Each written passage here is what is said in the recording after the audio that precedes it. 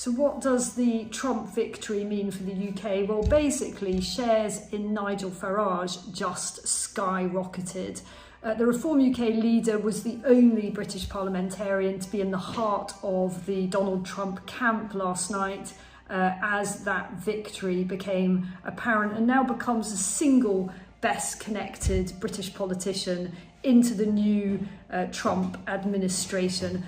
This is basically a nightmare for Keir Starmer and for David Lammy, who has in the past labelled Trump a woman-hating Nazi sociopath. All very well if you're trying to get a few cheap cheers from Labour students, not so great when you actually find yourself sitting around the table. If you still plan to vote for the Labour or Conservative Party, it appears that you are positioning yourself as an enemy not just of everyone, but also of Isabel Oakeshott.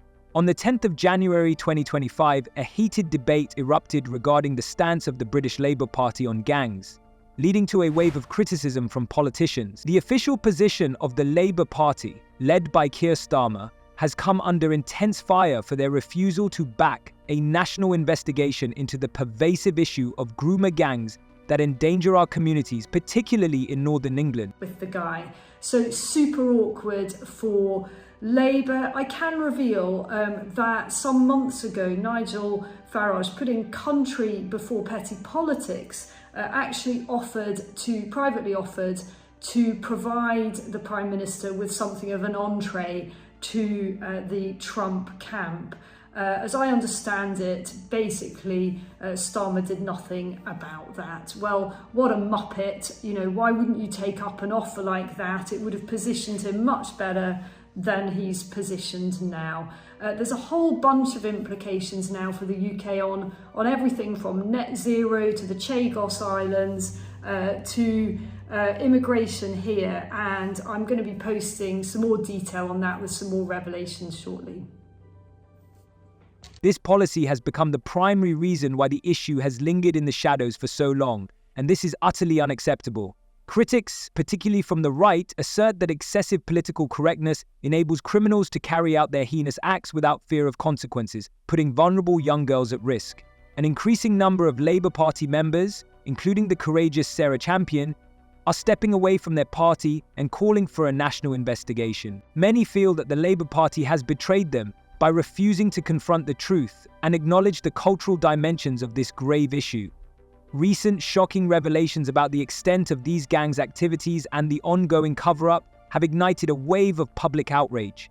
People are demanding accountability for those who have turned a blind eye to this situation. They believe that until these matters are thoroughly investigated, the full extent of the scandal will remain concealed, and the victims will be denied even a semblance of justice. Following previous discussions centered on Starmer and his ineffective government, Isabel Oakeshott expressed deep concern about the lawlessness and rising crime in the UK, highlighting issues such as the increasing influx of immigration and its alarming impact on public safety. We were told that this was all sorted, that we were now in the sort of open waters of Brexit. That clearly wasn't the case. You'd make it more difficult. Isabel, shut up. Excuse me. Hang on. Let's not descend. Let's not descend into insult. Hang on. Civility in politics. Yeah. Is that we'll come on to that. I mean, is that your example of politeness in politics? And I'm in because it's low and yeah. poor. And oh, come on, Isabel. All right. And I have to say, Jackie, in 11 years of live TV, nobody has ever turned to me and spat, "Shut up." Now, you could get a lot worse than that, and I get much worse online. But it isn't setting a high standard, is it? I apologise for telling you to shut up. I don't think I spat. I've never told anyone to shut up on live TV. Some believe that this hesitance stems from a fear of being perceived as racist or Islamophobic, given that many of these gangs consist of men of Pakistani Muslim descent.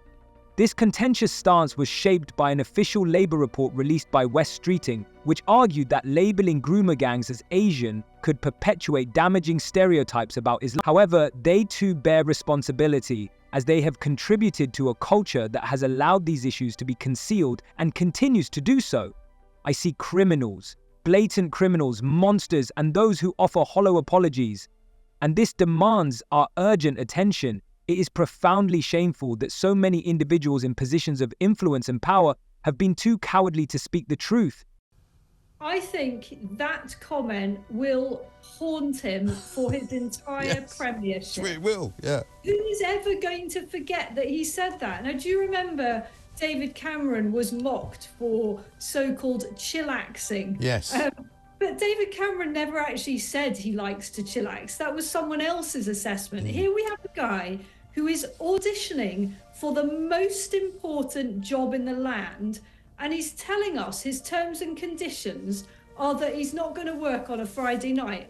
Are you absolutely kidding me at this point? I mean, one of the key qualities in a prime minister has to be exceptional stamina and the willingness to sacrifice pretty much everything. According to Oakeshott, the lack of support for bolstering law enforcement and imposing stricter penalties has emboldened criminals to act without fear of repercussions, while the political elite continues to turn a blind eye to the genuine issues faced by everyday people. In light of these troubling signals, many commentators have voiced their profound disappointment, with some even declaring that they will never vote for either the Conservative or Labour Party again due to their utter failure to address the ongoing crisis. People are openly expressing their frustration over rising crime rates, the absence of consequences for offenders, and a growing sense of the erosion of social values. Many believe that both major parties share the blame for this chaos, and it's high time for a change. Public sentiment is shifting, with an increasing number of individuals demanding action and accountability from those in power. Critics highlight that Starmer and his colleagues, who once vocally condemned corruption within the Tory party, are now behaving no better, if not worse. The hypocrisy has become intolerable. People are expressing their dissatisfaction, pointing out that mainstream media outlets like Channel 4 and the BBC have failed to respond adequately to these scandals. Many recognize that the media is out of touch with the rising discontent regarding the corrupt actions of the Labour Party. Well, that was quite lively, wasn't it? I thought there were a few standout moments. I thought that the period in the Rishi Sunak interview where he was challenged by a member of the audience called Fliss about the appalling failures in cancer care that her late father, unfortunately had, was very, very powerful indeed. I mean, what can you say? It took 9 months, she said, in order for him to get a diagnosis, and then another 9 months before he was unfortunately diagnosed as metastatic. The cancer had spread. Lost him. And what was there to say? It's just an absolute abject failure. It is. I'm just going to be very, very open. We haven't got long. You can tell me I'm utterly wrong. I think he was skewered when it came to the betting thing, understandably. Don't people get upset? That was the most lively and punchy I've seen. Public opinion is divided. Some individuals assert that they will never vote for Labour again, pointing to the clear moral decline they are witnessing. Commentators have also raised concerns about Starmer's personal life, and rumours regarding his past and connections to figures like Lord Ali have only fueled distrust. People are calling for transparency, insisting that the public has the right to know the truth behind these narratives. In response, it appears that public sentiment is shifting towards the necessity of holding politicians accountable for their actions, with some pledging their support to parties like Reform UK, believing that both Labour and the Tories have failed to tackle the most pressing issues. The emphasis has moved away from politics itself to the increasing perception of dishonesty and corruption within the political landscape of the country, which is igniting anger and discontent among citizens. It isn't because the man is stupid, it's because, and this is a theme I keep returning to, he lacks judgment. And that is so important for somebody at the top of politics. If you don't have the right judgment, you're not going to last long. So you ask the question, how does he get this off the front pages? Here's what I'm going to say about that. This is not going to go away until he reveals his secret. Yes. Now, I don't know exactly what his secret is, but he sure as hell has got one or more secrets, and they relate in some way to Lord Ali and to his family. Now, I don't know how those two things overlap, but there is a secret there. There are papers all over this. They are waiting for their moment. There are people other than newspaper journalists over this too. Lord Ashcroft has already indicated that he is writing. She passionately highlighted that the culture of denial runs deep in both conservative and liberal circles. Labour leaders and politicians who refuse to take responsibility for the chaos engulfing the country are fostering an environment of impunity where criminals feel comfortable. Irresponsibility and a careless attitude towards combating crime, ranging from surveillance in the London Underground to blatant shoplifting, are instilling a profound sense of insecurity in society. Oakeshott vehemently criticised the government's failure to address minor offences, warning that neglecting these issues will only allow them to escalate into more serious crimes. She also pointed out a troubling shift in public sentiment, with affluent neighbourhoods remaining detached from the turmoil experienced by working-class areas. This is simply unacceptable. Share your thoughts in the comments. See you next time.